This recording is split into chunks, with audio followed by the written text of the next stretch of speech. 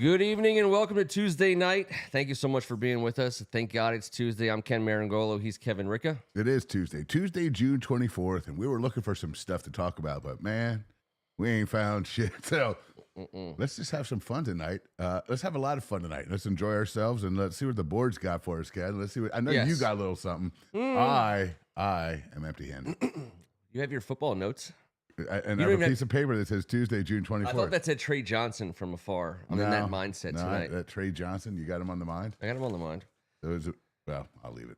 The board tonight, Robert Cohen, Ken Harris, Greg Martin, EO.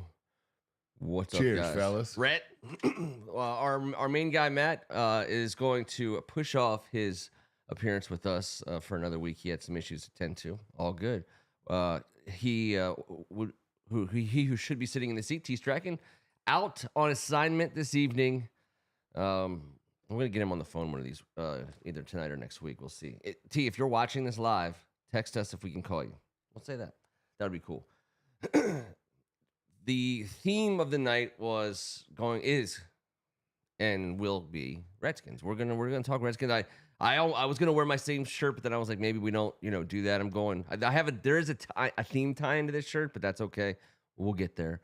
All right. The good days, the good old days, the bad old days, all of them. We think, why not? What better time to? We started doing this show just about 10 years ago, with some solid Redskins years still in the tank. No, we had the Cousins years. We had some W. We had some hope. We had a glimmer, and basically that's all that old DB ever gave us. So whatever. Yeah. Well, so I thought to myself. So we started covering the Redskins. I started covering the Redskins for Vox in 2009, but we really started doing this stuff in 2015, and it was always the Redskins. We grew up Redskins fans, very religious folk, but doing the podcast and covering the Skins has been fun, even when times were bad. I mean, it's our pastime. Well, we love them. We love them, and we love being. It's like this whole podcasting or video podcasting, all this other stuff has just been yet another way to be, fans of our favorite team. There's a billion podcasts out there, so it's not like but it's just it's a cool, this era. It's cool to have that we're able to do that now. And the reason why I bring that up is because I was kind of thinking one of the ways I thought we could go back and talk about some of the good old days and great old times would be the kind of stuff that would be obvious podcast content, from some of those teams, some of the guys, some of the characters, of the stories. There were some characters. If there was a Thank God It's Tuesday in 1982. I mean, first of all, over under of mustaches amongst the three of us. I can't grow one, so okay, so 1.5. 1.5. There you go. I guess I could grow it. I could grow an 80s one. It would have been so I would have looked so gross, super dirty, so dirty, whiskery. We're done. We're done with the perms at that point in time, aren't we? No, we were, but my Pee Wee football coach, shout out Greg Chandler, had the sweetest freaking perm. And when he got it, we were all like, I mean, that's a perm, bro. We were like, you're goddamn right, that's a perm. He wore it proudly with the bike shorts, tucked in shirt, and a fudging perm, dude. It's so great. So I think that if we were doing a video podcast in 1982 about that team, I gotta believe one of us would have gotten dared into a perm, and we would have lost a bet, or somehow, some way, it would have been one of us too, because it wouldn't have been T. Mosley's was natural. Yeah, of course. He didn't need any permanent scenarios. I think it would have to be you, because you have a better head of hair than me. My hair just is not great to do anything with. First of all, T. Strachan was born with a perfect head of hair. Perfect part. It's no grays at almost 50. I mean, he's killing it. I know. Yeah. It's painted on. But at the same time, so it would be sacrilege to perm that. You can't do anything. You can't make my hair look worse or better. You, however, and I would also say that Kevin Ricca bobblehead night with the perm hair would be so amazing. I would do it. Yeah. I mean, I'm in. Okay. All right. How long is a permanent? Sounds pretty No, pretty long. It's not. That's the best part about it. It's actually not permanent. It sounds terrible though. You don't. It's a short term commitment for a long term for a bobblehead. There's kids getting perms right now. Yeah, I saw one this weekend. Yeah. It's a thing. It's fashionable to permy it up. I didn't get it at first. I didn't recognize it at first. That's how I saw like what looked to be like a 19 or 20-year-old, and I looked at him and I thought to myself, "That's a perm." We've been well trained. Perm. I know what it smells like. We know what it looks like. Like is someone's hair GD occurring? perm. Is your hair occurring naturally that way in 2025? I don't think it is. I think that's a freaking perm. If I was calling out perms in 85, I certainly can call them out in 25. It's been so long. Yeah, it's true. There's been a gap, but The perm gap. yeah, the dude perm gap. Ugh, gross. And I don't think there was anything great that replaced it necessarily. The mullets. How does the hymns pop in when we're talking perms? Is that a thing? What's that? My hymns, my advertisement. Oh, I'm watching the show. Oh no, they're listening. They are listening. They're listening. We talked perms. We talked mustaches. That's a trigger no, word. Specific dirty stash. Dirty stash. Because that's all I can bring to the table. Sorry guys, you're all gonna get ED pill commercials at some point this evening.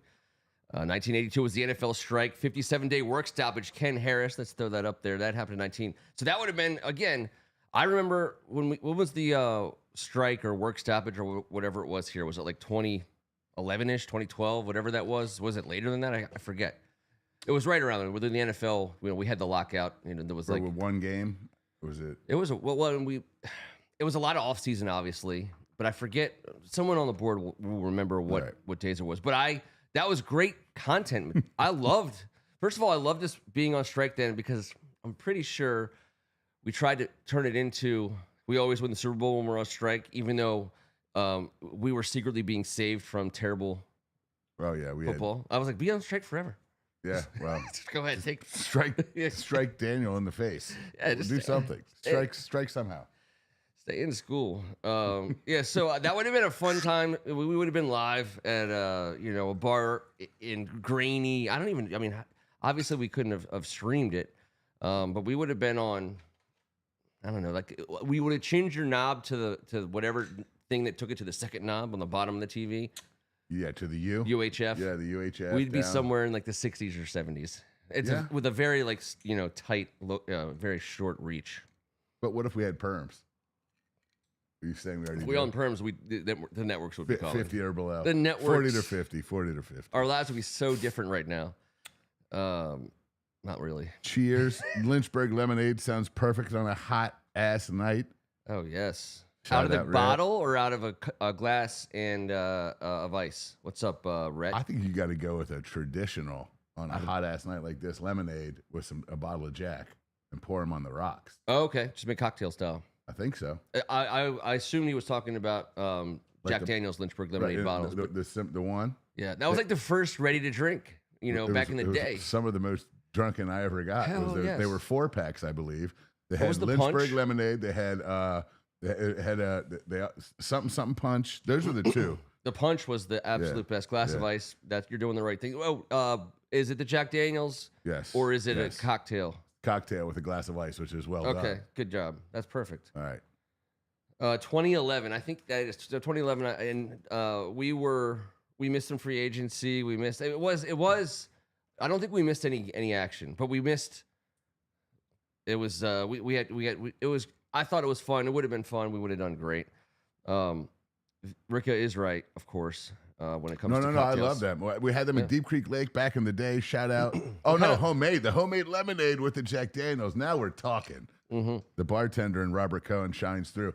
Both ways are, legit. But if I'm going to make some delicious, if I'm going to have a Lynchburg lemonade with 100 damn degrees, it's going to be delicious lemonade and a healthy. So how are you? What lemonade? Like Country Time? No. Well, listen. Or like to each their own. Yeah. No, I want to know. But I mean, are you powdering it up, or are you juicing lemons? You're going to be a real ass about it on the weekend. You make the syrup, and you make it from the simple rinds. syrup, right? The simple syrup's mostly from the rind, which no one gets. That's all the fairs, that was my next question. Yes, all the fairs show you the end. They squeeze the lemon at the end in it. They're like, "Look at the lemon." I mean, that shit's all rind and sugar, boiled up and packaged and syruped, and dropped into the cup with the freezing cold water and 1 squirt of lemon. Yeah. Shit's delicious, too. It's delicious. Oh, it has to be sweet. You got to have the sweetness. For one, yes. Then you can just drink Jack Daniels the rest of the time. Yeah, after you get your one, exactly. Then you just go straight. Hall of Fame game was canceled. That's right. And I do remember making quite a big stink about it. I watched that game from beginning to end. Listen, I'm not bragging, and I'm not a good person, and no one likes it. But they did steal that from me. I'm never gonna get that back. I'm sorry. Yeah, that's okay. They'll make it up to me someday. All right. So if we're doing a podcast in I'm just thinking, I'm pulling numbers out of my head. If we're doing a podcast in 1991, on our way to the Super Bowl. Again, now we're talking still standard def, but starting to get cable. There's HTS. Do we have HTS tonight? You're damn right. We had HTS. Yeah, HTS is on the table. We're gonna drive our van to HTS and pitch our idea. We're gonna be on, right before HTS switches to Playboy at like 8:30, 9 o'clock on whatever cable package you have. What a beautiful time that was. It was like all of a sudden they signed off on HTS at 8:30. I swear, maybe it was 9 or 9:30. They put on Vince. Whatever, Vince, he's been around forever doing sports. He's still around. He had his show on, and it was a national show. Him and Jim Rome had 2 national shows, and then it would change. And for just a half a second, I don't know, it's what seemed like an eternity sometimes. Just a hair. I mean, there was a guy at the cable place somewhere in like a room, and he was like, all right, 10 o'clock. It's time to switch it to Playboy. I thought it would go like, bro. I mean, it was... someone did it manually. There was no automatic anything. Then I was like, I didn't see it. Damn thing. And because we knew that someone did it manually, we knew that sometimes it wasn't gonna scramble right away.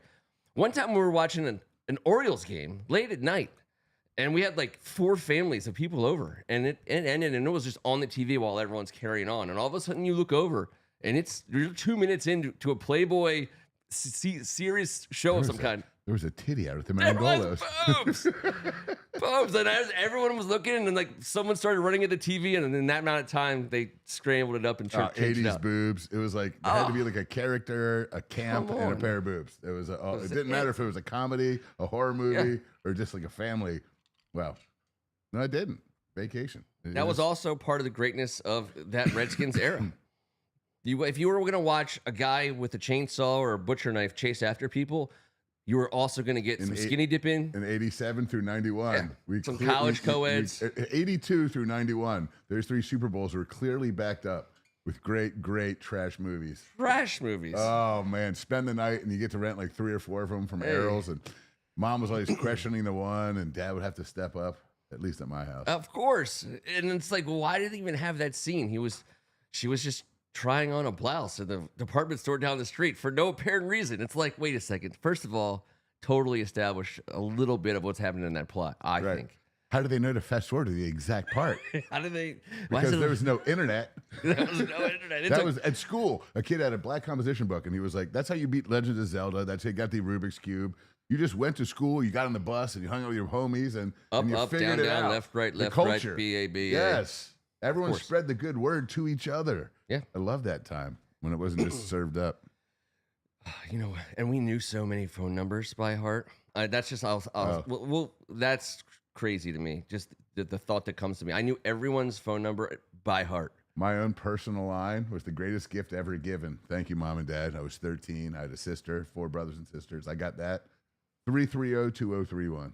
There you go, 855-8649. And if you called it after 10, I would automatically have the phone lying on its back, calling either the time or the weather. And I had 3-way call. So I could go beep, beep, and it wouldn't ring in the house. You had the time and the weather just going on. That was the internet. 936 WE61212 was the weather. If that was the internet, what were you doing to the internet back then? It's the weather and the time. It's the internet, and it's all we have. So Greg Martin's, it was all day spice, and sometimes it slowed down in the scrambler. Mm-hmm. And then when Dad came home from the shady bar by the mechanics with a D scrambler, and it was just straight boobs. And that's when Mom found out, and that the D scrambler was It was descrambled by mom. Oh, sure. The scrambling was. Yeah, there was no more scrambles. The day that the cable industry came up with like the auto switcher, like setting something on the computer that says, because I mean, I grew up in the middle of nowhere and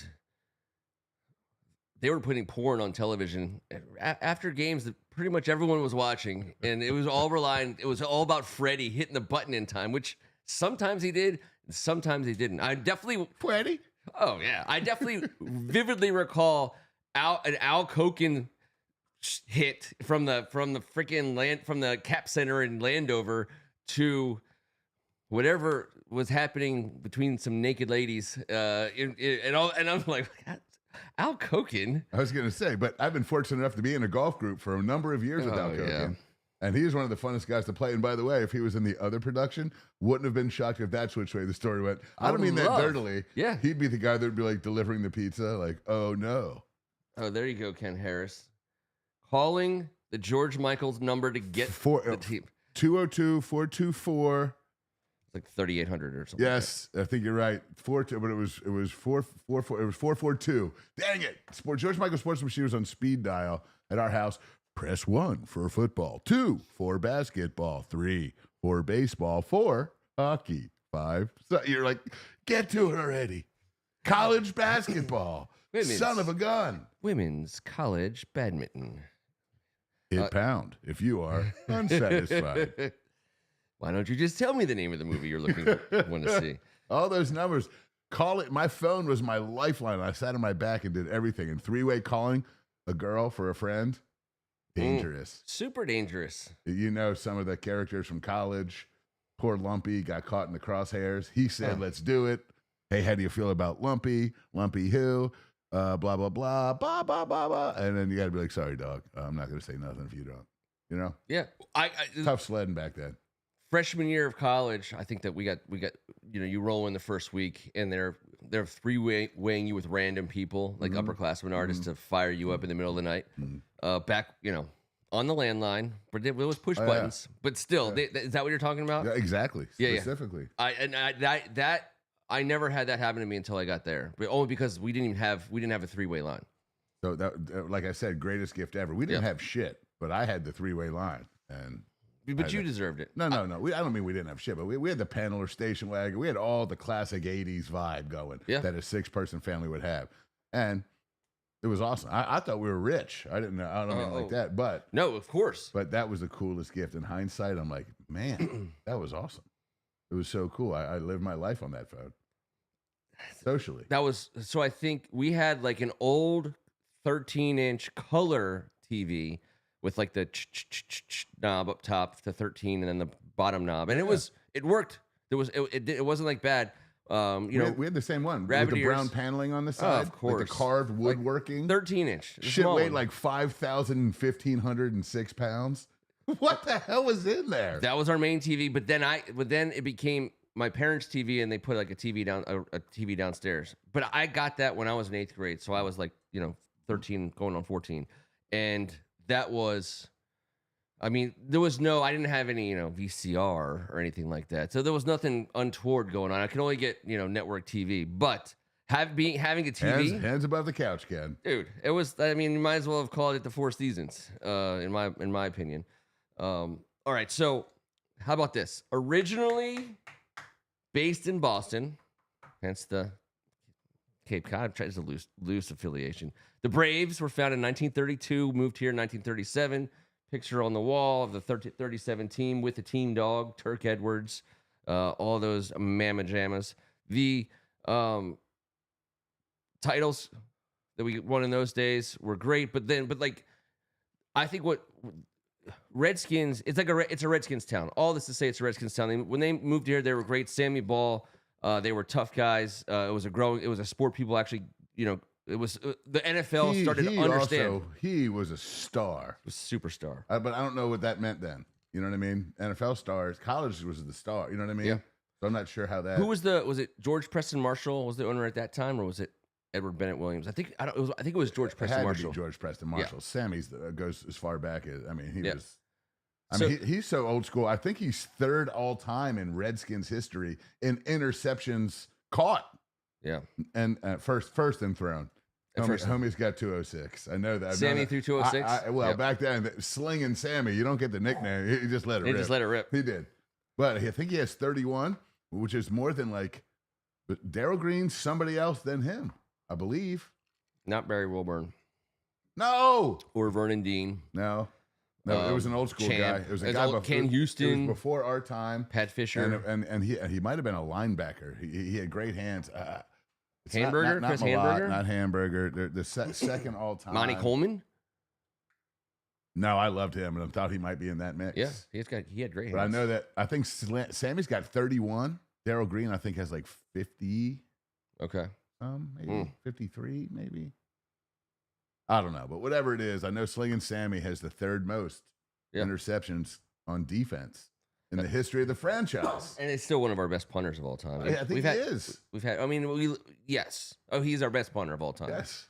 What a badass. What a badass. And,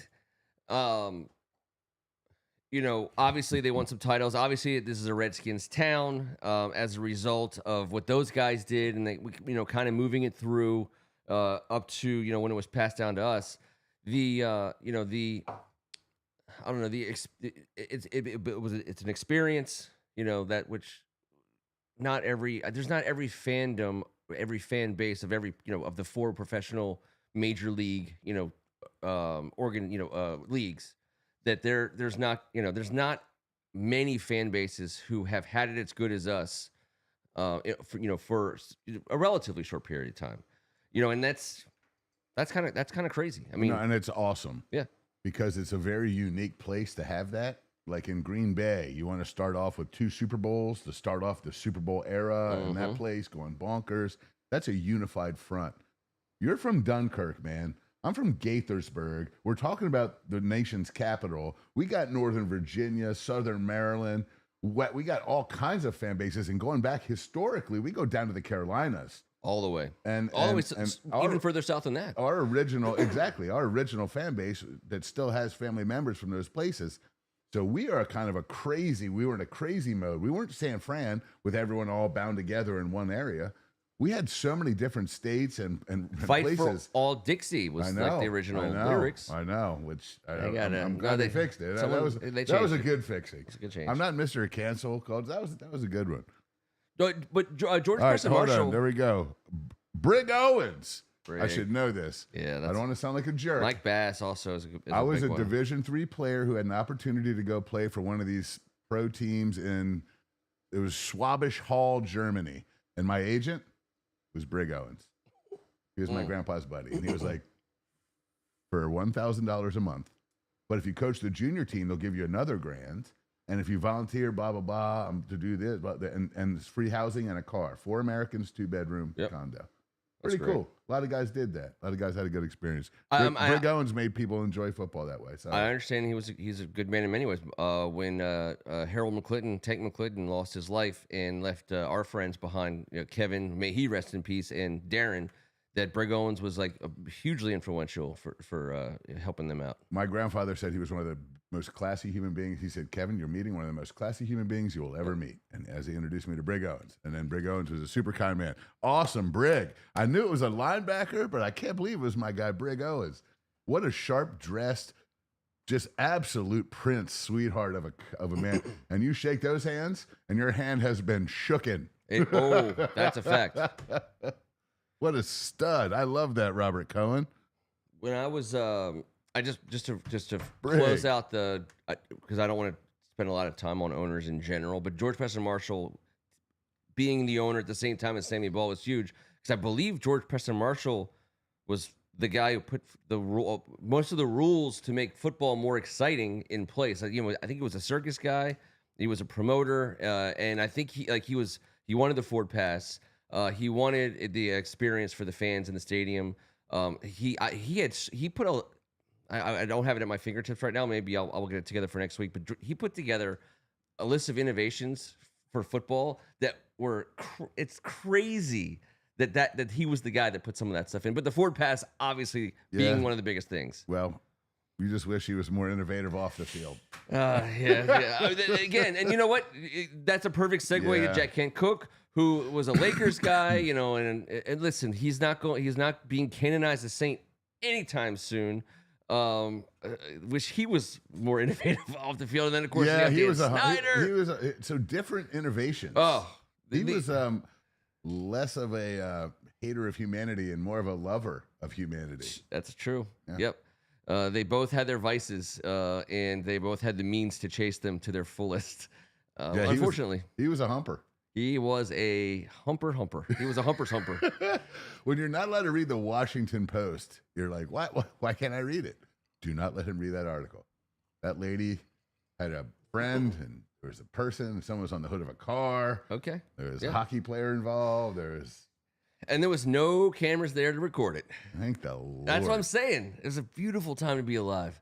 It was for him. It absolutely was for him. So we've had a mixed bag, if you will, when it comes to owners. It's super cool that we're in yet another era of ownership. And so far, Josh Harris has proven to be a great owner. I think you could argue, if you throw the blinders on and look at football, Marshall and Cook and Harris have done some things even in Harris's short time that would lend themselves to call them, good football owners. Yeah. Let's not also, I'm not here to, suck off our owner at the same time. And I'm sorry if you thought that. I'm sorry. I never would have walked if over. you thought that. It's a very hot night. I'm sorry if you tuned in for that, because that is not what's happening tonight. Grabbed a rickshaw. He's a billionaire. He operates in a cutthroat world. And, we don't know him personally. All we know is he hired Adam Peters, Dan Quinn, drafted Jaden Daniels, is, changing the experience of being a Washington fan as we know it and love it. So he's getting just a ridiculous amount of benefit of the doubt. Born again. A bunch of born agains are back and fine. Welcome home. Yeah. I understand. Everyone deals with shit different. I'm not mad at anybody. No. I'm glad Jaden's unifying this nation. Let's go. We're gonna need some road dogs. We're gonna need some help on the road, because you never know. But as people were mentioning in the media today, achieving that 1 seed in the regular season would certainly help things out immensely. Although we've only ever won one playoff game, and I want to reiterate, we gave up less than 10 points a game in RFK and home playoff games in 12 games. Ken. Okay, that's the next thing on my list. When you can't talk Redskins, sorry, and you can't talk about the experience of being a Redskins fan at our level and above, and also for a lot of people without comparing the experience of RFK to FedEx Field. We have the, we were there. We have the absolute. I can do it. We can do it. It's apples to apples. I was at RFK. You were at RFK. We've done the FedEx thing. I've done. We did our tours of duty.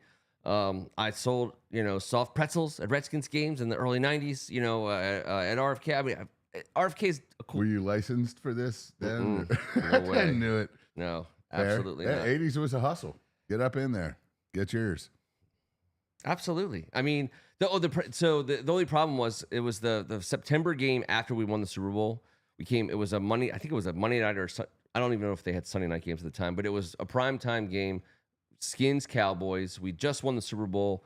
Everyone's excited. I'm working at RFK, and it's electric. And I believe, I could be mistaken, but I believe that's the game where we won. Jason Buck pushed an offensive lineman into the end zone, and Emmitt Smith fumbled, and Danny Copeland recovered the fumble or whatever. Copeland. I think that I could be mistaken. I think that's what happened. I could be mixing games up too. But either way, that season didn't go well for us. Everything went downhill from there.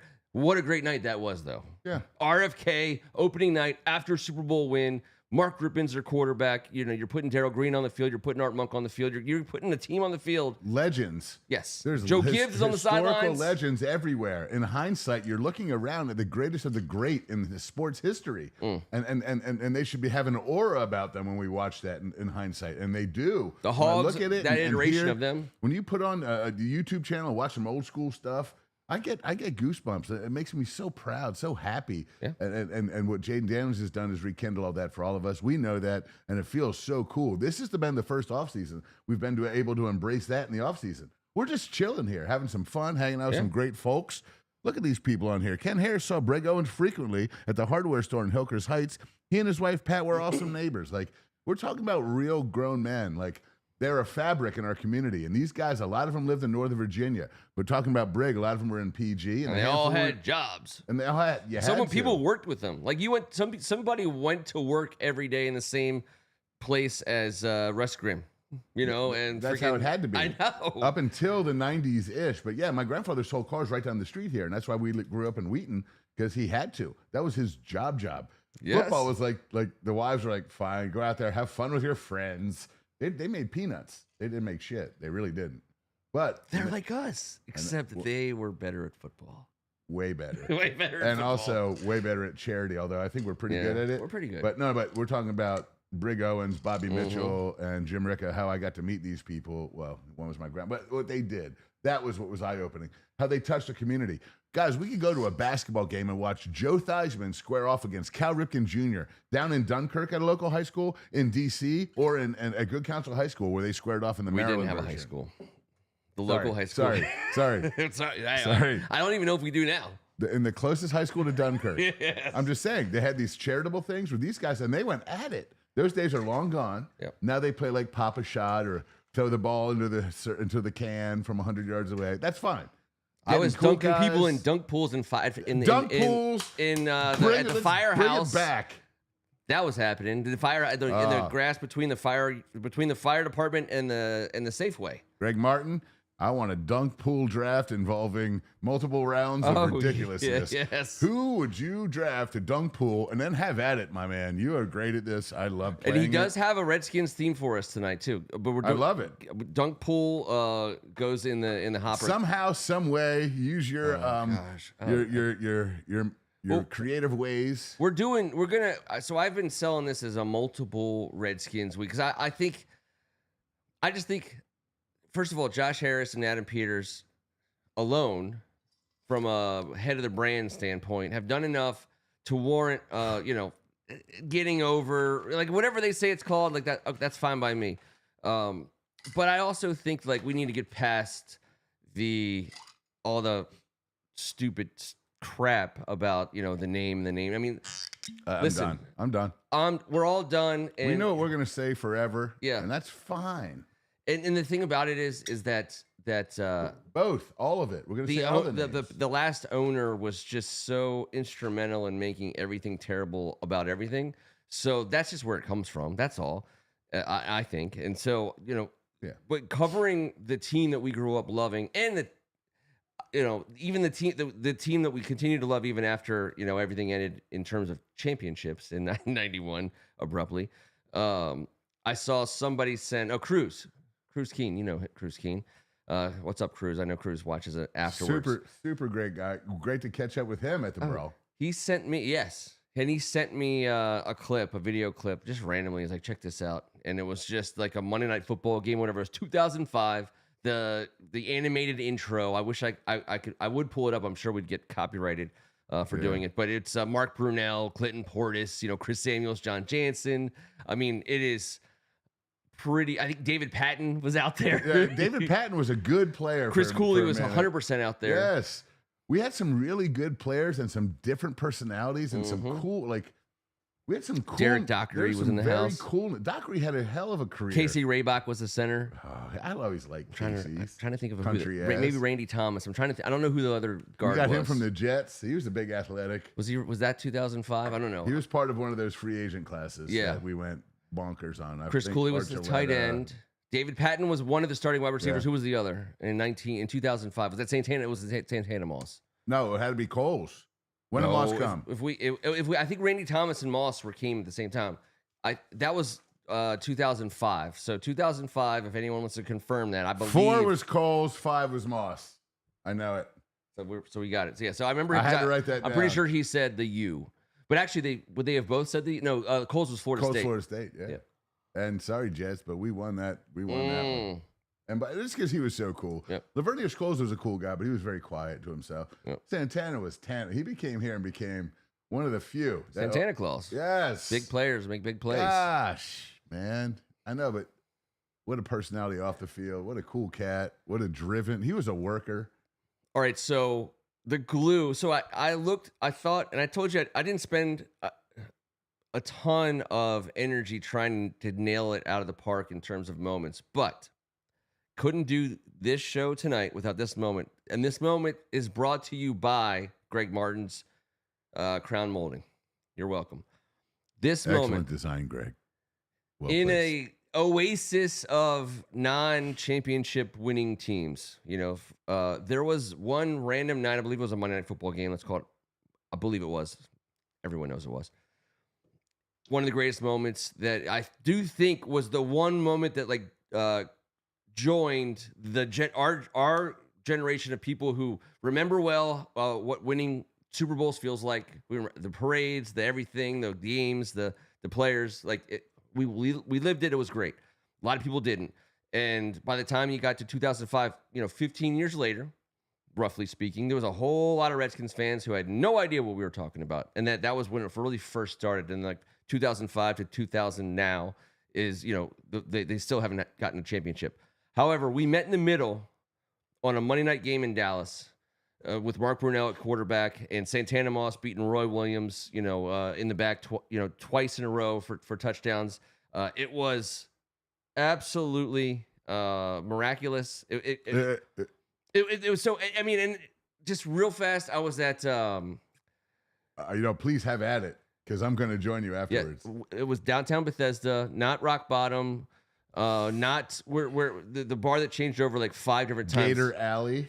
Not Gator Alley. No, away from hard times. What was the something and something? It was the two guys. The one was a cap. One played hockey.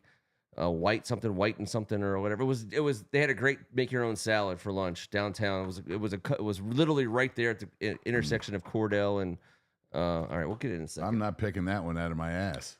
Either way, I was there and we were watching it and everyone left. And I was there with my buddy who was a Baltimore fan, not a Baltimore Ravens fan, but a Baltimore Colts fan. He's my age, grew up with the Colts, lost the Colts, got the Ravens back. He was a Baltimore fan, and he said, "Hey, dude, let's rock." And I said, "We got to stay." It's I got to watch the end, not because I thought we were going to win, but because fuck all those people who were leaving. I agree, and it turned out to be one of the greatest experiences of all time. It certainly was, and it was for someone that stays. It was September 19th, 2005, Monday Night Miracle. That's right. And that was where the old school fan really, connected with, because that was just an all-time great sports moment. And Redskins fans did not have many of them in that, time frame era. My friend Willis Flaherty came over after we hit Barnaby's in Wheaton, Maryland. If anyone can remember Barnaby's in Wheaton, maybe Ken Harris had a McNamara game at Good Counsel. You would have directly gone to Barnaby's. It was right around the corner. It was a nostalgic, amazing place. We hit up Barnaby's for old time's sake. Brought a bunch of food home. I had made deviled eggs, a dozen deviled eggs. Willis was my O-line coach. He's O-line coach-ish. He left. Willis left. Okay. After eating 11 of the 12 deviled eggs and finishing off the Barnaby's carryout. He left. He left me listening to Kid Rock, Bow da Ba, in the background of the 6 CD disc changer. Bow da ba ba da ba da. Also, there was a little Joey C. And we won that game. I can't believe I was screaming. I was by myself in the basement. I'll never forget it as long as I live. William Reed's. Sorry. William Reed's. It just came into my mind. So you're in your basement. Willis Flaherty left. My homie, coached at Penn State, had a future in ball. Damn good player, but he left. He bounced. Yeah. He lived right around the corner. I was like, "What? It's Monday, bro. All we have to do is coach Baltimore." He was my O-line coach. We were the JV team coaches. We were chilling. He was my guy. That was the greatest. And by the way, he loved Santana Moss more than anyone. He would have cried. Yeah. Well, it was tied with Clinton Portis. The U dudes. Oh. And Kev, I'll tell you, the Stayers. it's not defined as someone who stays for every second, all the time, every time. No, there's moments when you stay, and that's a moment when you stay. Like the Chicago game last year, another game. There was the stadium was starting to empty. Now again, whatever. People do your thing. I'm not. It's a Monday night. People got to work the next day. I'm not. All I'm saying is that's a stayable moment. It's a teachable moment. It's a stayable moment. That's a stayable moment. If you stayed, I couldn't agree more. You saw Noah Brown catch the touchdown in the end zone. And again, these are things. It's also things where like you just know to stay. It's not like you're like deliberate about it. I could have easily been convinced to walk to like, hey, listen, we're going to so and so's house or blah blah blah. That of course, got it. Meet you there. Meet you there. Ken, my parents, obviously yours were too. We're stayers. We're stayers. My parents were stayers. We're overstayers. And so are mine. And if we got the tickets, we did that. We did it. And we went all in, or else we didn't do it at all. And I would go to games with people that weren't stayers. And I remember being little and getting that lump in my throat, like, all right, well, we're going to beat traffic. And like my buddy's dillbag dad is like ready to get the hell out of there. And I'm like, Cal Ripken's, if two guys get a hit, Cal Ripken's going to have a chance to go 3 for 6. Yeah. But only the third time. And like, what are you talking about, Mr. D-Bag Sweets? We stay. We stay. We're watching. Plus, we don't go to every game. We're watching greatness. This is the game we came to. I'm not coming here for Jeff Malone, Moses Malone. We had some great ones. I watched. Yeah. Gugliotta, Price, obviously. I watched Wes Unseld play in the stadium with my dad when I was in a little car seat, and they let you bring it in. Like, come on, man. They're so much older than me. Just come on. Stop it. 78. He won it in 78. He won it in 78. What year were you born? I was right around there. 76. Yeah, 76. mother effer. You can absorb that title as someone. You outgrew a car seat, but you were carrying the car seat. No, I was tiny. You were like carrying under your arm. I'm the littlest male Ricca in my family. I'm the runt. You're forgetting this. I do forget it. My son towers over me. Jesus. Paid for it, gonna stay is goddamn right. Is exactly what it was. Gonna stay. And guess what? We already made the next day. If it comes that fast, you wouldn't have gone in the first place in my house. That's right. So like, and just so we're clear, I'm not here to tell you I stayed for every game I went to at FedEx Field for 20 straight years. I didn't. I knew exactly what I was getting myself into, and I didn't. And funny that Greg says that, because by the end, the last 5 years or so, I don't. It's not that when I say I almost never paid for a ticket, that's not because people were just trying to give me free tickets because I was such a great guy. No, there was like a pile of free tickets in FedEx Field, and you just like took one off the pile. Yep. There was nobody going to these games. It did not matter. Yeah, no one was like, "Oh, we got to bring Ken to this game." No, they were like, "Oh, by the way, here's a ticket. Sit wherever you want." It's like, what? Okay, I will. The Rams come to town. Jay Williams played for my dad at St. John's. He leaves a 20 tickets, say. We show up. My mom, it's raining. Both teams smell like poo. It's at FedEx. It's a terrible day. Everything's awful. And they were like, how many do you want? My mom was like, well, we have 3. We have 3. But 4 would be great. This lady over here, I think she's missing a ticket. You know what I mean? Yeah, They were like, lady, take all of them. There you go. How is a section 213? No one's claiming any of the player tickets. It's not. They're not worried. Just have it, dude. And I'll say there's stable moments. There's not stable moments. I walked out on that team many a day. In fact, I went to FedEx Field on a lot of Sundays in the later 2000s just to tailgate with my friends. Which is very fair. Yeah, and I'd go in and I'd say hi to some other friends, and then I'd hit the road. I'd join you at Tommy Joe's or Caddy's for the second half of those games. You did. You'd roll in with CJ? Yeah. Hey, so... Yeah, but I think that there's also the like bullheaded stable moments. For example, Kansas City 2012-ish. I don't know, right around there. It's like an icy, snowy rain. And I believe Trent Green was playing for them, and who cares who was playing for us? It was over in the first 2 drives. Shanahan era. Oh yeah. 2012 would have been. It was. So it wasn't 2012 because it wasn't RG3. It wasn't that. I think it was 13 or 14. It was the worst. We lost 45 to like nothing there was or 3 something. games on. There was a storm on the Eastern Seaboard, and all the game scores were relentless. And ours was, Ken, I had 4 people at the bar like, Might be the worst day in bar football history. I was at the game, and I stayed not because of all the people who left. I respected the hell out of every single one of those people to this day. I love them all like brothers and sisters. I was just like, you know what? Wouldn't it be cool to be like the only one here? That's the reason I stayed that day. Fair. And I was almost the only one there. I get weird thoughts like that. And I'm sorry if I'm being too loud. I don't want to be too No, loud. you're not being too loud at all. I want to say this. I made my kids, just to put this in their heads, daughter 2, son 5, wife and I, married for about 10 years. We stayed at the longest Nats game. We were in the right field right field outside the park, on the street, from the bottom of the 6th until the top of the 18th. We were outside the whole time. It was hot as hell. The longest regular season game in Nats history, and we did it. So my kids now know they're stayers.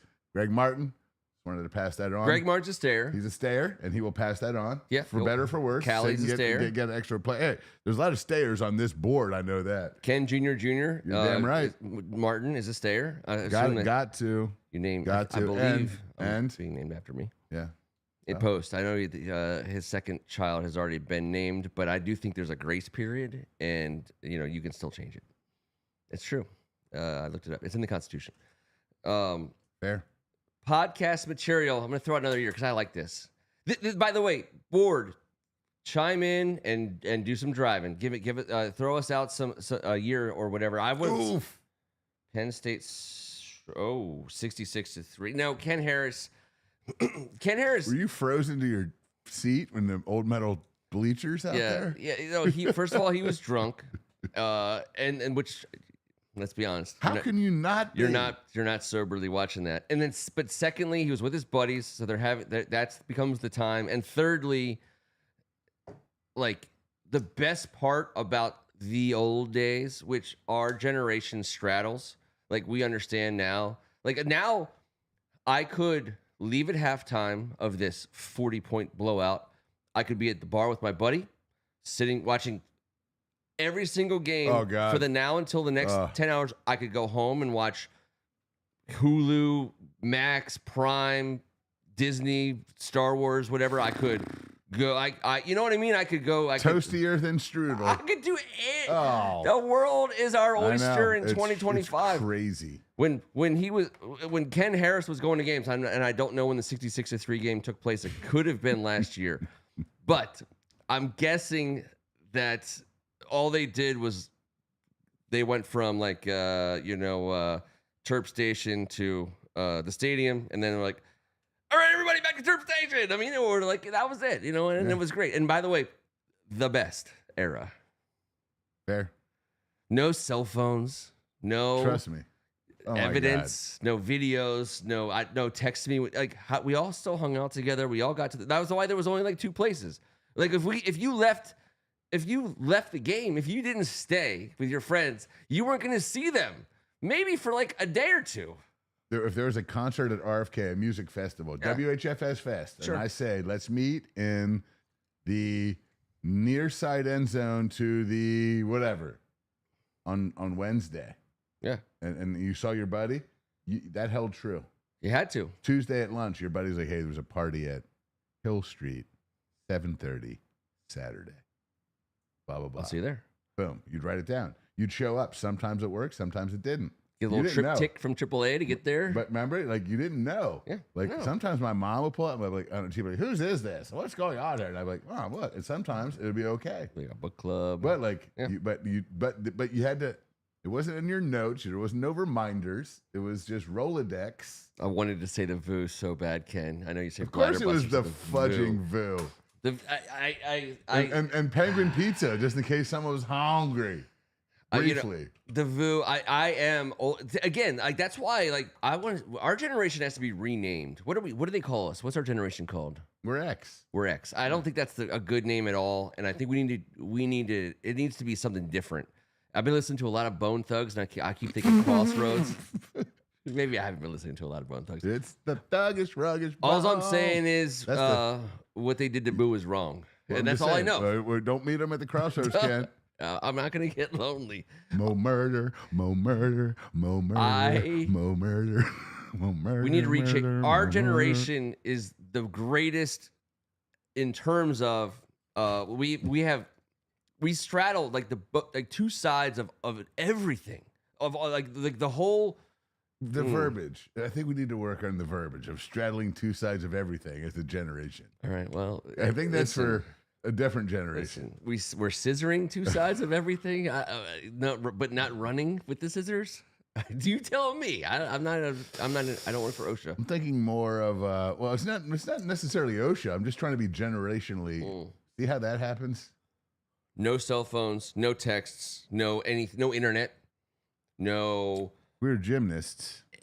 Yeah, no, nothing. No, we were smarter. We played outside. Well, if we weren't smarter, no one recorded it. We drank hose water. It all comes down to hose water for me. God, on a day like today, I would sit outside just squirting like on myself. Just hose right on top. Why not? Oh. Then go drip dry in concrete for about 13 seconds.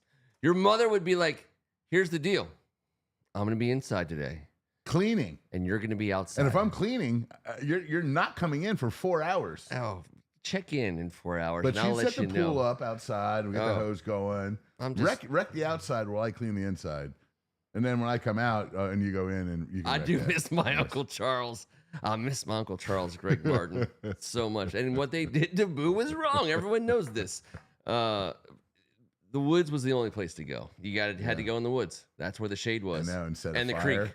Set a fire, throw rocks in the creek, skip them, chop trees down. Throw them on someone. We would. I chopped some trees down, like with a hatchet. On fire and the shit on fire, of course. Killed snakes. I didn't want to.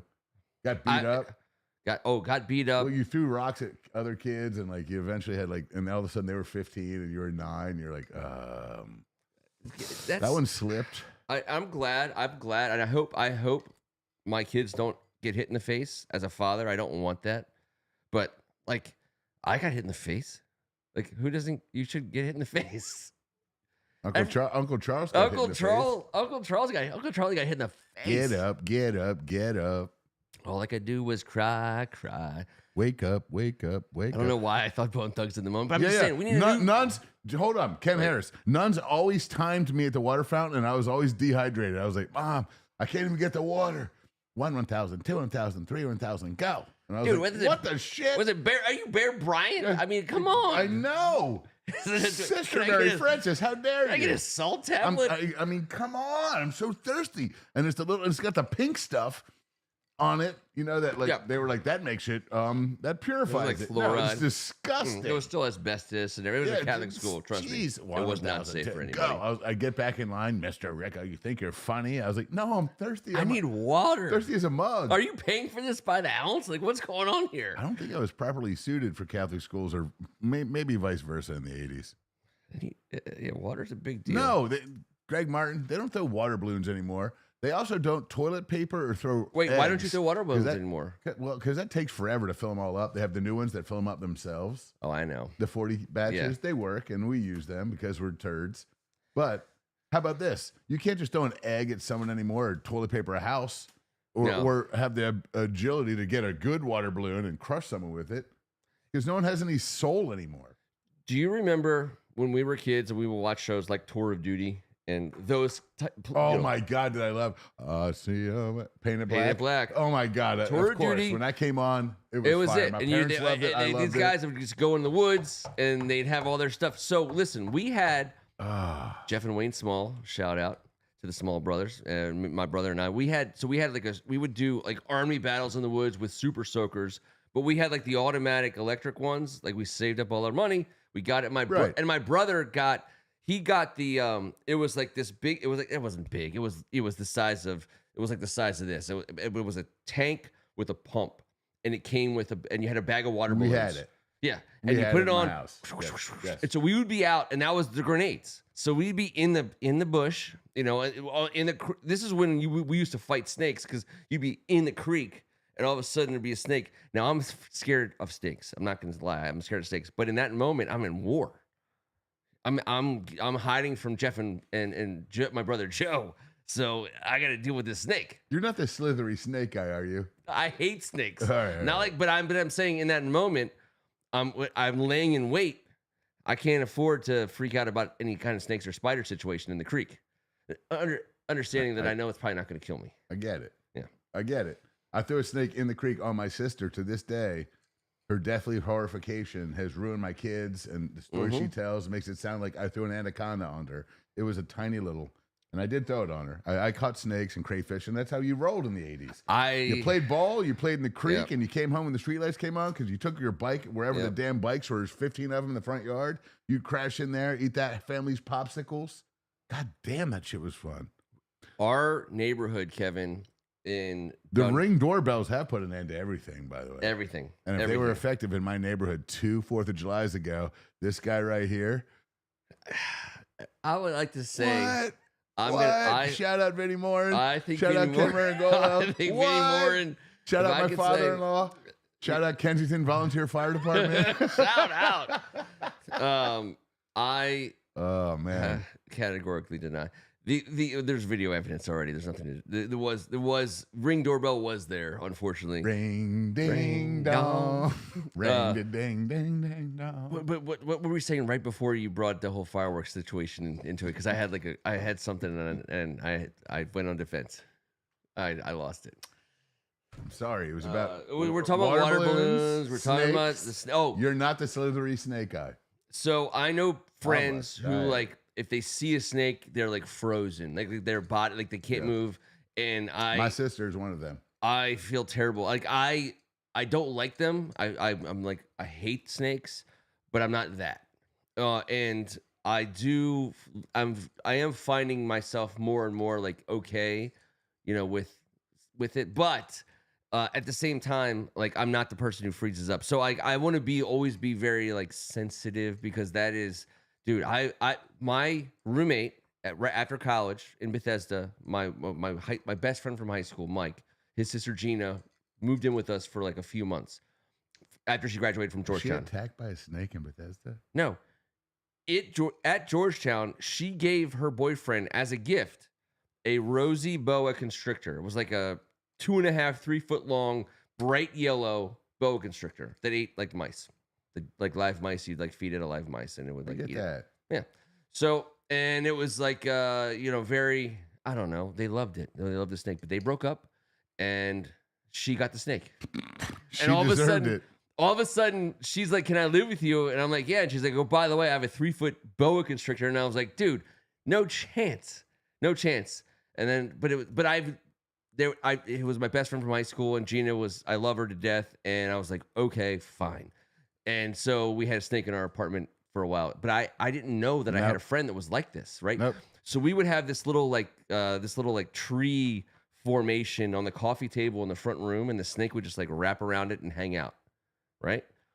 And this is by the way, this is the most I could ever be okay with ever in life in terms of snakes. But my buddy Mark comes out, and I had no idea that he was this guy. And he comes out and he sits on the couch, and it's Sunday. We're watching game countdown to kickoff, on ESPN. And all of a sudden he looks down and sees it, and I'm telling you, I was like, you don't warn somebody about having an amphibian. I never again will make that mistake. I will never make that mistake again. Ever make that mistake again? Never. Jesus H. I had no idea how that was, and I was like, oh, this is the worst experience ever for everybody. My sister carries, and if she was carrying and was put in that position, she's it's over. That's how she feels. I understand. Oh my God. Didn't know that. Didn't know that about the whole thing with everything. And I was like, oh. And obviously, I've apologized. The clip would have been emptied. There would have been. I apologize so profusely. I mended that friendship. But I mean, there's not many moments of my life that I have more regret about than that one. Because I wasn't even fireworks? Or the snake? That's Vinny. That was Vinny. That's all. I have a video of you, and one goes off, and you look so shame and guilt was riddled. Yeah. Vinny was just like,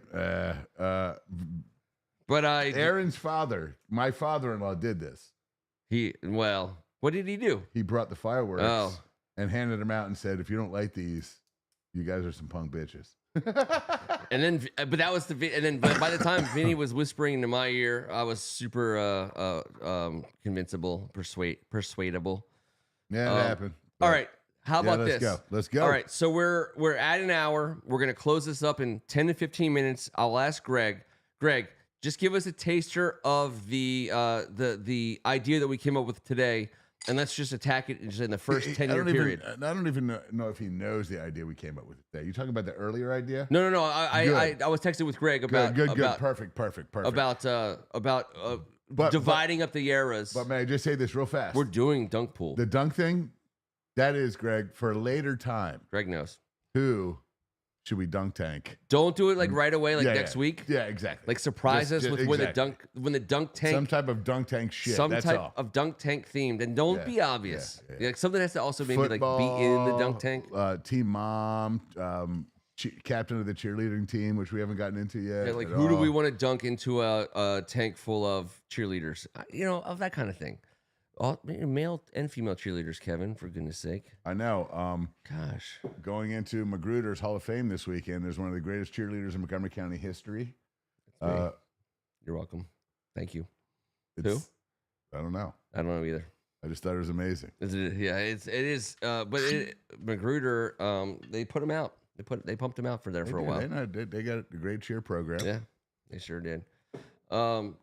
So we're gonna let Greg line us up here for the closeout on this Redskins topic. I like the idea of a programming note. We appreciate for everyone. We will let everybody know no show next week, July 4th week, and we will be back the week after. Yes, we'll be back the week after. Everybody have a great 4th. But who and in what? Dang it! It's your domain, Greg. Yeah. So in my family, I'm the one that does it, but I like answering more than asking. Yes. Whenever we do these game show party fun things in my family, I'm the Steve Harvey. I love. Okay, who? Oh, okay, got it. The 2000 to 2010 Redskins, number 1. A player you like so much that it was disproportionate to how good he actually was or how productive he actually was. And that's so... there's a couple great answers there, because we had some players who should have not been loved. I'm trying to think. 2000 to 2010. Now that was my first tour of duty. So my first you liked him tour. More than how good he actually really was. Mm-hmm. Oh God. All right. Well, I'm gonna go first. Go ahead. Because I really like this guy. I always did, but I don't think he was very good. Because Antoine Randall. Antoine Randall, quarterback from Indiana. Yes. Slasher from Pittsburgh. Receiver for us. Yep. He was our number 2 for like 5 years. Gonna look over here real fast as you go. Yeah. Right here. He was like second leading receiver for 4 straight seasons, and I don't remember him doing shit. Sorry. No. I think that in that time frame, someone that I loved way too much probably was Fred Davis. Come on, man. He should have been old sleepy Freddie. He should have been good. He should have been so much better. I remember watching him play against. I remember. Did I say Fred Davis? You did say. I said Fred Davis. You said Freddie Davis. Freddie. Pimp Chalice ass Freddie Pimp ass Davis. Yep. Davis. Yep. I shouldn't have loved him as much as I did. No, you shouldn't have. Nope. I hear what you're saying. That's that guilt. And he was one of 3 receivers, right, that we drafted in 1 round? That gentleman was our leading receiver from the tight end position. 3 or 4 years he played for us. And in still fact, eclipsing Chris Cooley one of those years. I do think Cooley was injured. But I still think we loved him too much. Of course we did. He should have been better. I don't know. All right, let's see. What's the number 2? They're at number 2 and number 3. Got to be something other than Greg Martin. Antoine Randall L. was our second leading receiver 4 effing years in a row. Now, we did have Portis. We were in that Eric Coryell, and it was the Liddell Betts, Clinton Portis game. Liddell Betts was a damn good player. I'm not ashamed for loving him. No, I was going to say, he was appropriately loved. Yeah, he overproduced from what he was supposed to. I thought. Liddell Betts. So Skip Hicks was what, UCLA? Was it Liddell Betts UCLA also? No, Iowa. It was Iowa. Liddell Betts, the 2006 Washington Redskins leading rusher. Portis was injured half the year. Yeah. Betts got the workload and showed everyone he wasn't 06? 06. The only year of the Joe Gibbs era that we did not make the playoffs. Well, Clinton Portis was battered. Our O-line was battered. They were like, Liddell Betts, go save the day. He badassed up. I thought he was just like a flash and dad. He's not. He could run between the tackles. All right, here we go. Most disappointing player 2000 to 010? 2000 to 2010. All right, well. The most disappointing player for you personally from this time period.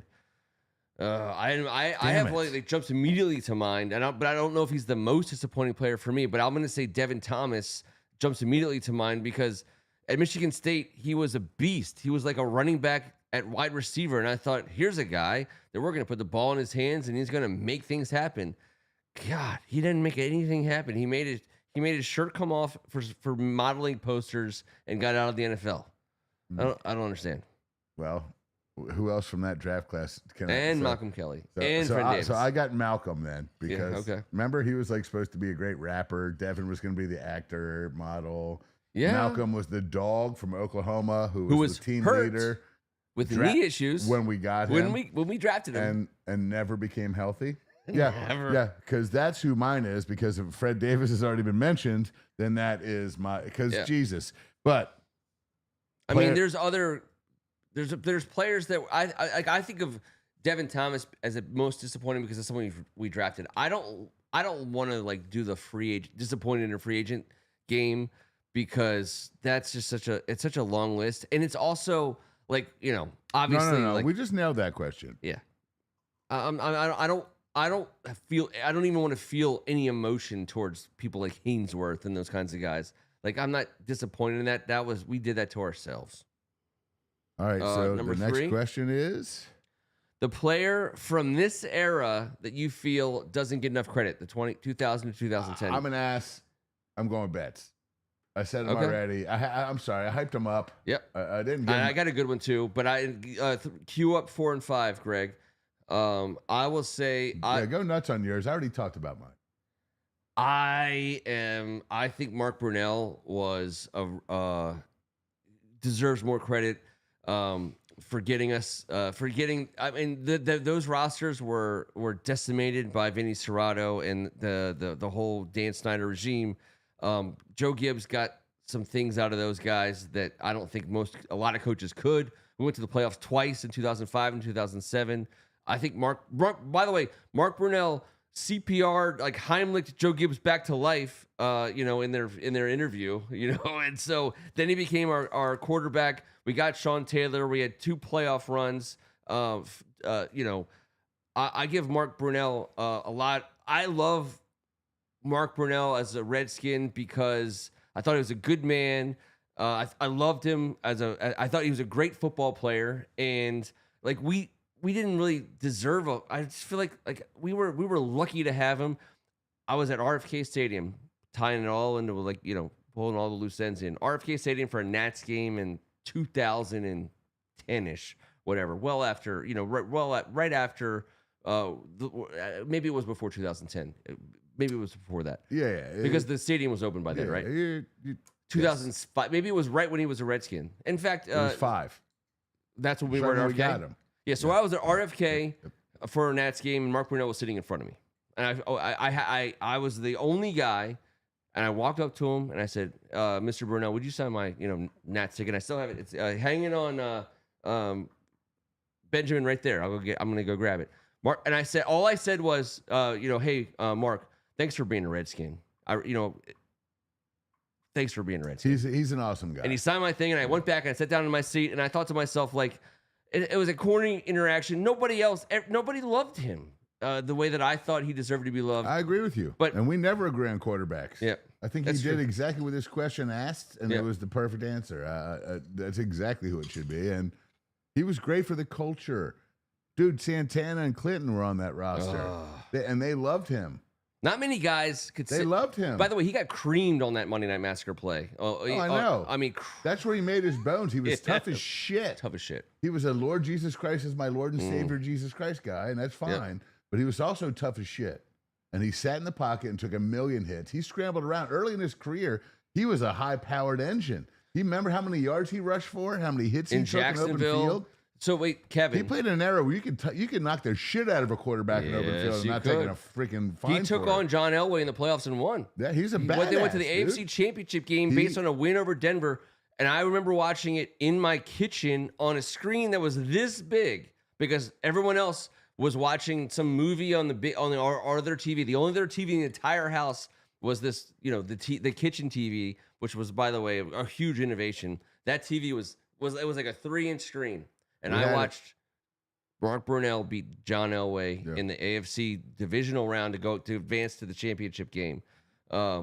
He was a cool guy. He was a cool player. He put Tom Coughlin on the map. Yeah, he did. He did. You could rely on Mark Brunell if you're Tom Coughlin and do all the shit you did, just like Eli. It was not a quarterback-centric offense until Mark Brunell showed Tom Coughlin how the NFL works. Who do they have at wide receiver? Do you even remember? Because I don't. Jimmy Smith. God damn, was he awesome. I was trying to remember that. Yes, he was yes. an absolute force of nature. Yeah. He was Tony Baselli? Tony Baselli was a starting left tackle. Yep. They were for real. Fragile Freddie? At the tailback? Yeah. Fragile Freddie. Fragile Freddie was back there. I love that team. Dude, they were badass. They were fun. By the way, they were fun to play with in video games. The Mark Brunell, Fragile Freddie video game teams from '98. All right, number 4 is on the screen, Kev. What do you got? Offensive player, but non-quarterback from this era that was never on the team that you think adding to our roster could have improved it. All right, that's a loaded question. We only get to pick a non-quarterback player. I'll let you go first. It's a great era. Offensive football was blowing up. Non-quarterback. Who do you want? Well, I'm going to go out there and get me a gigantic receiver like my man Terrell Owens and bring him in and let Mark Brunell or Pat Ramsey or freaking Jason Campbell have and Santana Moss have and I'm going to let this offense. Not Megatron? Fine, but I'm telling you right now. If you like who you like. I got T.O. T.O. I got T.O. was a beast. I got T.O. from this era.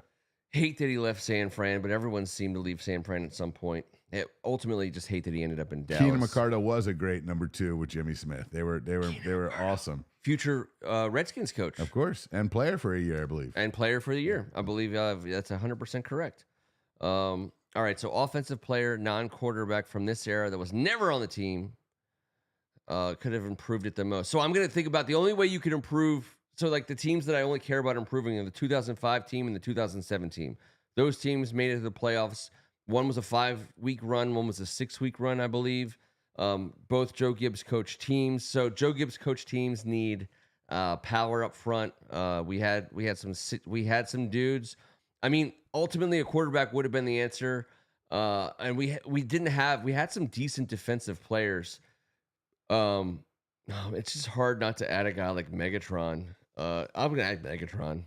Calvin Johnson to me was just so great. And if you gave the thing about Calvin Johnson that's great, he came from Georgia Tech. Georgia Tech ran the ball 99.9% of the plays, and then he would get like random throws and then be a stud, awesome guy. He existed in a world where running was first, second, and third.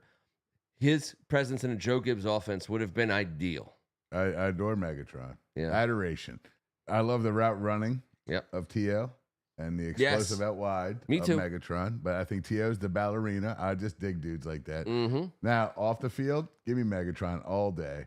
He was always injured, but always quelling his injuries. He was the first medical marijuana guy. He was like, it's fine. I'm a well-read, rambling wreck engineer. I'm going to make 8 bazillion for the rest of my life because of my brain. To play in this league, you need to smoke marijuana. That's correct. And everyone was like, I think that for them. So they do. And when was the last time someone got suspended for marijuana? They figured that out. The ones that didn't. But no one said anything about it. They're I know. Just like, guess what? There's no more suspension. There's no more. Tony Gonzalez is a great answer. But the good thing about Randy Moss, I'll throw that up there. So Tony Gonzalez is a better answer than Randy Moss because Tony Gonzalez fits perfectly. Again, Joe Gibbs wanted to Coryell. Crush you in the intermediate with Donnie with the Winslow. That's right. With Mr. Winslow. Yep. Mr. Winslow, yeah. But the thing about Randy Moss that I think works for those two teams, and again, I'm not pissing up anyone's leg on any of the other teams in that era. those are the two Joe Gibbs teams that made the playoffs. Those are the two teams I'm trying to improve. The cool thing about adding Randy Moss to those teams, and I always think about this, because you always think about Joe Gibbs as being, a holy man, a good man. He doesn't cuss in public. He's a good dude. Everyone thinks of him as like the guy. Like I would want him to be my kid's godfather. Everyone just wanted him to be like the somehow leader. He's in all their of life. our grandfather of football. He's everyone on this board's grandfather of football. Exactly. Not related. The football family grandpa. He brought us all in. Could be a father. Wholesome, could be good uncle. man. He's part of our football family. He is. He taught all of us what it means. And so, think of, like, he is the wholesome, good shepherd character, and John Riggins was not. John Riggins was the Randy Moss for Joe Gibbs. If the cool thing about giving Joe Gibbs a Randy Moss in 2005 or 2007 is he already knocked on that door, and a guy in boxers holding 2 cans of beer answered it. Oh, I mean. Yeah, Randy Moss answered. Do you know who we just gave him, by the way? Randy Moss, Trello, and Megatron. I mean, I'm just saying. Not a bad end. Who's the tight end? Sorry, Tony Gonzalez. So here we go. By the way, that's a fun one. All right, a defensive player. I'll let you go first again. Oh, dude, during that era, oh boy. We had a lot of defensive coordinators, by the way. A lot of defensive coordinators. But we had Marvin Lewis. London Fletcher was our guy during that era. So I'm just going to go ahead and say Super Bowl winning throughout the next. I'm going to put Ray Lewis right next to him and see if we can have the greatest tackling tandems of all time. I'm just telling you. Ray Lewis is not a bad answer at all. I don't think so. Because London can play outside. London can speed rush off the edge. London started inside. London also has been a speed rusher. London was a 110-meter hurdle champion in the OAC. London was a Division I basketball scholarship guard. I love him. Did Derek Thomas play during these 10 years? So that's my issue. I think it was he was better in the late 90s, but he did play into the early 2000s. I love me some Derek Thomas. I couldn't think of. He was the line. We're both going linebackers. Obviously, you're going linebackers. I know, but you're going edge rusher. That's what I was thinking of. I know, and I just thought of the best player I remember from that era. Yes, and in 2001, it was GD Ray Lewis. Mm-hmm. So, did Derek Thomas get like 9 sacks in one game? Yes, 6. Some crazy number. I think it's 6. Champ Bailey was great. Yeah. I love corners. And we had in that era we had on one team Darryl Green, Champ Bailey, and Deion Sanders. Mm-hmm. We did have Sean Taylor on that 2005-2007 team. We had good defensive players. Obviously, dude, London Fletcher led the league in tackling year in year out, and was our guy. Rocky McIntosh. Marcus Washington was our Marv Patton. I love Marv Patton. Antonio Pierce. Well, we let him go. Lamar Marshall led our team in tackling. Sean Taylor in 2006 led the team. Then it was the London show until. All right, how about this? The leader in tackles recently is fun. Outside of Bobby Wagner, the last 10, it's bonkers. So after London, before Bobby. Give me a year. So London was gone in what, 08, 09? London's final year for us was 13. 13. All right, so 14. So we're not talking about Robert Henson, obviously. No. Leading tackle. If you get half of these, there's a safety in there. Yeah, so what? You got to tell me that safety's name. Landry? No, Jarvis? No, he's way earlier. He steroided his. He was already he had already broken out. No LeVar. So this is post London. All right, so in London's last year, he was second on the team in tackles, and Perry Riley was first. But forget about that. Okay. Post London, I said 1, 2, 3, 4, 5, 6, 7, 8, 9, 10 guys. Post London, pre Bobby. There's 10 guys. Sorry, 9. One guy did it twice. Okay, Bobby Wagner's 1. No Bobby. There's 10 guys, so there's 9 choices. Last year, who was our leading tackler last year? It was Bobby. Okay, that's all I'm saying. So Sorry. get him But out you're of right. there. You're right. I'm getting him And out now of it's brutal. there. All right. And So it's 10:30. So you guys have till 10:33. Reed Dowdy was damn near in the damn top 5 for like 100 years, for shit's sake. Death, but it's not him. taxes, It's not him. Reed, Dowdy. All right. It's not going to be Reed This is Dowdy. one guy did it twice, which is the hardest. But Was he drafted by us? Guys, this is effing brutal. This is brutal, brutal, brutal. A Jar Jar Seriously. moment. Our last 9 leading tacklers in between London's departure and Bobby's arrival is effing brutal. Jesus. Give me the first one. Just throw it out there. So you're talking about 14? Yep. K-Rob. Can you even tell me who K-Rob is? Kareem Keelan. Keelan Robinson. Yes. Robinson. Yes. No. Yes. No. Rob Yes. Jackson? Greg Robinson. No, Rob Greg's Jackson. Under Rob Jackson. No, Rob Jackson. For goodness. All right, sake. 2015 is your safety. And he played for us for 1 year. I believe he came from San Fran. He was kind of a badass, got hurt, and then he was gone. Lance Parrish. Lance Parrish. Yeah, that was before DG initials. then. Oh. No, I was going to say Swearinger. Deshaun Nope. Goldson. Nope. There's your safety. Then the next year, middle linebacker. Oh, to our 2015 middle linebacker? Everyone's a middle linebacker for our next 3. Same guy twice. For God's sake, there's going to be a couple names in here that are just So going to shitty. punch you in the scrotum, right? Can I just scrotum punch you fast? Just give me the initials for the next one. MF. MF is 2 of the next 3. 2 of the next 3 His is first MF. name describes a jar. Mason Foster. Yep. Okay. That is 60. Sorry, I would 15 never have and pulled that in a 17. million years. Me neither. All right, give me the initials of the neither. other one. ZB. Nope. Swearinger was second. Zach Brown Oh God. Okay. from the Yeah. Zach Brown linebacking Yes. band. All right, Chicken fried. so Okay. now we got our safety, and Okay. this is the guy that we were all excited about. He wore the Sean Taylor number. He did all that shit. That was not Swearinger. Nope, it was Swearinger, but this was the real one. Yes, Deshaun Goldson is exactly right. But this is the real guy, and he came from an intergalactic planetary divisional rival. Wore Sean Taylor's number. How could he? We gave him so many monies, and then he came back for not so many monies, and he led the team in tackles this 1 year when he played in the box, but he was not a coverage safety, and LC was his nickname. LC was. Give me the second letter of his first name. A. Lance. Landon. Landon. Landon? It's our guy. It's our guy. It's our guy Landon. It's our guy Landon.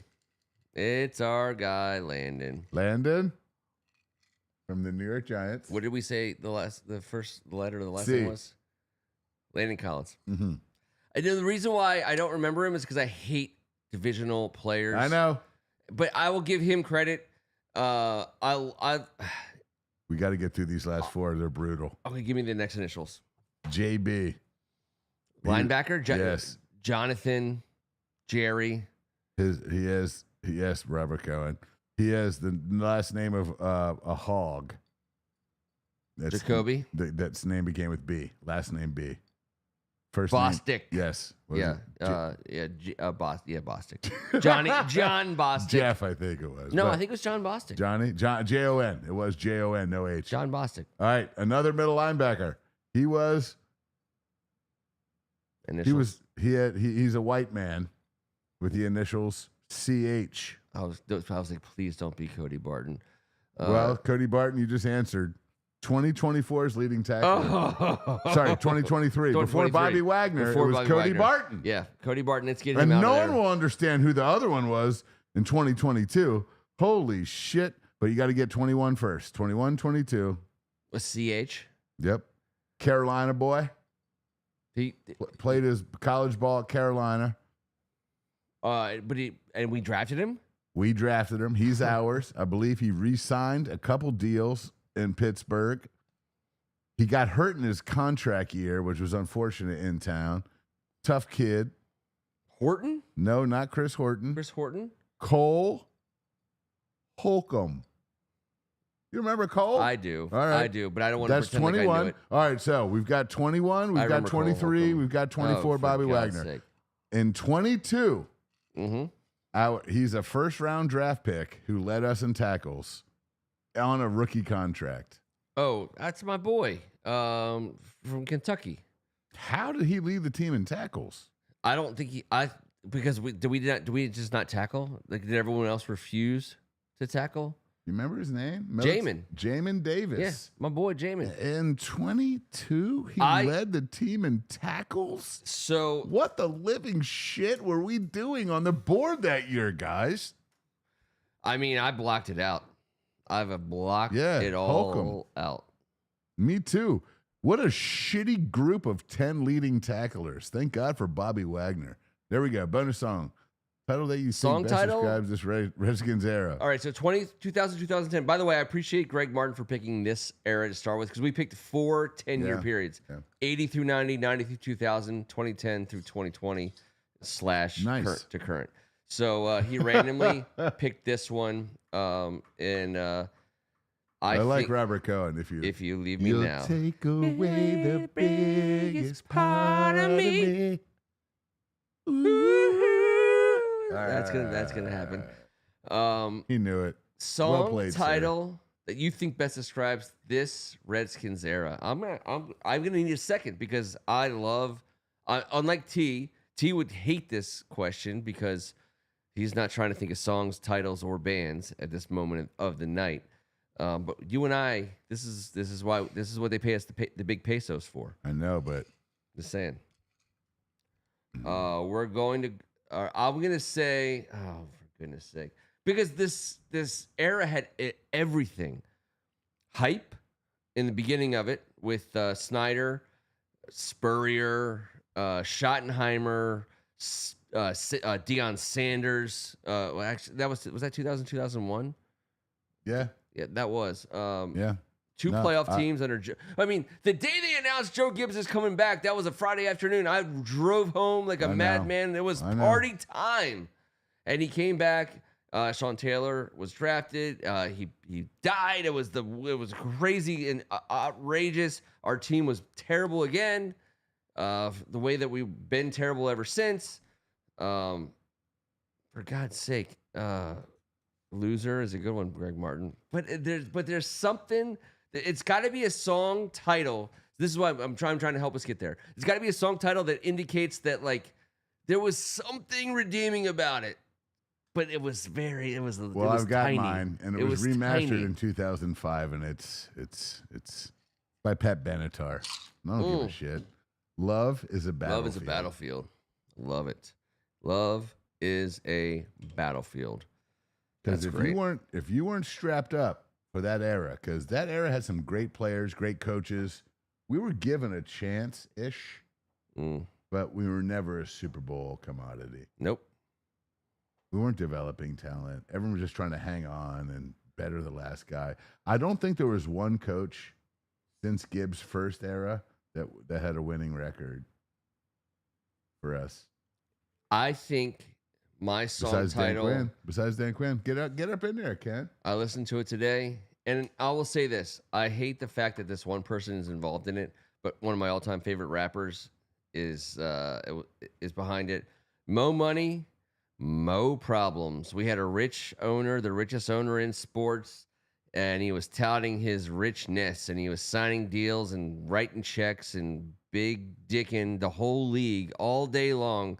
And all it meant for us was Mo Problems, and that's what we got. And let me just also say, top heavy, EO, Robert Cohen. Every rose has its thorn almost came out of my mouth, and another one bites the dust. I don't want to be arrogant about it, but yeah, Robert Cohen. That also jumped in there. Those two songs, both were in my final list of, all right, just let one rip. Let one rip. Yeah, man. Listen, we appreciate you guys hanging out with us for an hour and a half on a Tuesday night to talk about our most favorite team. I mean, listen, thank God it's Tuesday for so many reasons, most notably that people give a crap about talking about this team. Different flavor of content tonight. We're going to do it again this summer. We're going to talk about why not the Redskins, and we're also going to talk about hose water. If you think we're not talking about hose water again this summer, you're crazy. I mean, obviously, you don't know who you're dealing with. We don't love them hoes. Don't even talk to me. I love hose water. I just wanted that to be known to the hose community. I still It's delicious. contend, patent pending, Delicious. First Amendment Sports, hose water, bottled hose water. Why don't we do that? It's the best idea that I've ever had in my life. Patent pending. I just put it on the internet. Everyone knows now. Recycled rubber hose canisters. Who doesn't want hose shaped water? like canteens. I want everybody to have an absolutely Love is a amazing battlefield. 4th of July. God bless America. Happy 4th. Happy 4th. What Happy 4th. a great country. We get to talk about football and love Yeah. it and celebrate it. We appreciate that. We Yeah, appreciate we all do. you guys. You guys are the best. He's Kevin Ricca. Man, happy 4th is right. Sorry we won't be here next Tuesday, but happy 4th. And let's talk about it. Let's all come back with a little 4th love and discuss what we did, because it's my favorite holiday to discuss. No pressure. Be a great American. Be a great teammate. Bring it. So we're off next week. 2 weeks from now, we're going to do another segment of this conversation, another era of Redskins. We'll have other content beforehand, but then we're going to get right back to it. We have 3 more 10-year periods to cover this summer. I love it. We got that to look forward to, and we took out a pretty gnarly one out of the gate. That was a cool one, too. Good job, Greg. Yeah. Good start. All right, guys. Have a great week. Happy 4th. We're still live. EO, take us out. I know you're still there. God, EO, I love it when you're still there. And you're still there, and we're still live. Hose water. By the way, R.I.P. Brian Wilson, who Yeah, I know. I believe inspired the back end of this very theme song. Let's Still go. live. Well, we're just gonna get right to that part. All right. Brian Wilson and his genius, and Barbara Ann Bob. brought this down. Thank you guys so much for being with us. We're still live. Here you go. Here it is. Your moment of this.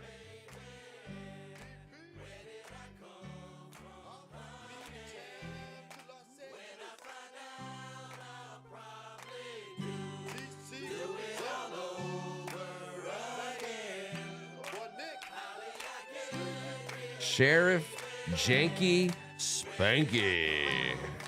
What? CP. Yes, Greg. Do it all over again. I'm in.